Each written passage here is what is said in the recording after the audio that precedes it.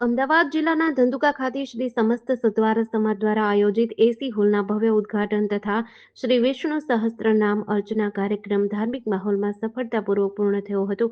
આ કાર્યક્રમમાં મોટી સંખ્યામાં સમાજના ભાઈઓ બહેનો ઉપસ્થિત રહ્યા હતા। આ કાર્યક્રમ ધંધુકા નગરપાલિકા સામે આવેલ સતવારા સમાજની વાડી ખાતે યોજાયો હતો। નવા એસી હોલના ઉદ્ઘાટનથી હવે સમાજના કોઈ પણ લગ્ન પ્રસંગ, સગાઈ, ધાર્મિક કે સામાજિક કાર્યક્રમોમાં આ ગરમીમાં પણ ઠંડક ભર્યું અને સુવિધાજનક વાતાવરણ મળશે, જે સમાજ માટે ગૌરવની વાત છે।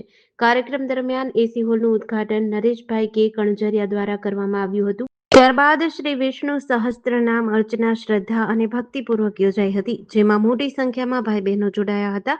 આ પ્રસંગે સમાજના આગેવાનો દ્વારા સમાજની એકતા, વિકાસ અને ભવિષ્યના આયોજન અંગે માર્ગદર્શન આપ્યું હતું। કાર્યક્રમને સફળ બનાવવા રાજેશભાઈ કાનજીભાઈ મકવાણા તેમજ ઉમેશભાઈ મનસુખભાઈ જાદવ, મહેશભાઈ ધીરજલાલ પરમાર, શ્રી હસમુખભાઈ અંબાલાલ ડાભી સહિતના આગેવાનો જોડાયા હતા। મારું નામ રાજેશભાઈ કાનજીભાઈ મકવાણા, સમસ્ત સતવારા ધંધુકા શહેરનો પ્રમુખ છું। ધંધુકામાં પહેલી વખત એસી હોલ જે સતવારા સમાજનો નગરપાલિકાની સામે આવેલું છે તેની ઉપરના માળે એસી હોલ બનાવેલું છે। આજે તેનું ઉદ્ઘાટન હતું અને અમારા નરેશભાઈના હાથે એમનું ઉદ્ઘાટન કરેલું અને એમના ઈચ્છાથી અમે આજ વિષ્ણુ શસ્ત્ર અર્ચના યજ્ઞ કરેલો છે। એટલે 1008 કૃષ્ણ ભગવાનના, શંકર ભગવાનના બધાના નામ લઈ અને આજ અમારી વાડીને અમે